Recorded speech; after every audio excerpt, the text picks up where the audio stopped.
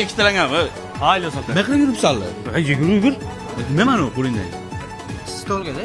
Sho'ri kiyib olaman. Chito'pir metafor qilib yurmayman. Men keldilarim sho'ri milliardlab odamlar keladi bizga. Halva restoraniga. Mana BYD ham chiqib qo'yapti-ku. Hammasini olib chiqarib reklama qilib qo'ying, hamma ko'rsin. Ma kiyim almashib chiqar. Tezroq bo'linglar. Yangi choyxona ochibman-ku. В Toshkent deydi-chu. Конечно, hammasi keladi.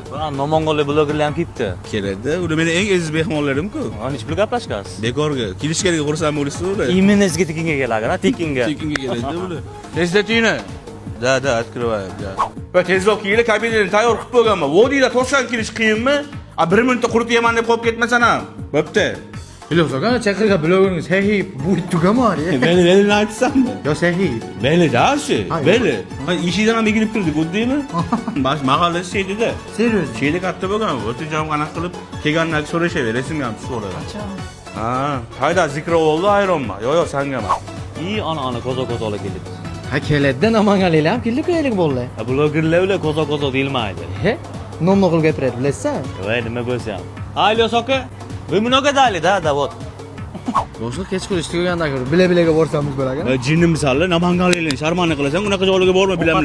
Ovqatlar tayyor. Nima ovqat tayyor? Yevro kuxna, milliy taom, turist kuxna, yaponskiy, sushilar ham bor. Hammasi tayyor. Shashi elib pishmabdimi? Tayyor, hammasi tayyor, somsa ham tayyor. Biz hammasi keladi, ani elektrik hayda, hammasi keladi. Mayli, uni blogerlar bor-ku, yebda ishtom ovqat. Namanganlik blogerlar yeyisi, ular yeganiga qoldi. Ularga mo'jizami? Mo'jiz, hamma narsani mo'jiz. Siz gapirasiz. Aziz mehmonlar. BYD'ingiz olib chiqmayman. Hep chiq hammasini hep chiq qo'yib qo'yman ega.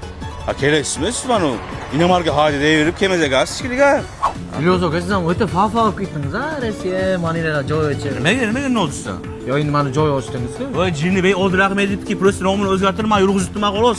Hammaga tarqatib tashlamasdi unda betda. Tinch bilish oshna o'xay berib, kim olsin mana endi. Ha shu odil okadan birorta futbolkalarmi bekchilarga beribsizlar-ku. O'zi hurmat qilib beribdi bekchini. Kuzatar ekan, hurmat qilib beribdi. Nima futbolkasiga aralashmayman endi. Bor ko'z shashiga qara, jigar deydigan keladi o'zi. Ha, o'zim kelajammi sana? Va to'sh nima qilsa, BYDga chiqib oladi. O'zingiz magazinga chiqib ketdingiz-ku. Bor taksida chiqib kel bu reklama bo'lib turish kerak bu. Oy, Toshkent his qilish kerak bey, tushunsanmi? Mayli ekan, siz ishingiz bilan boraman. Bor, Yandexda bor. Hadi islom qani?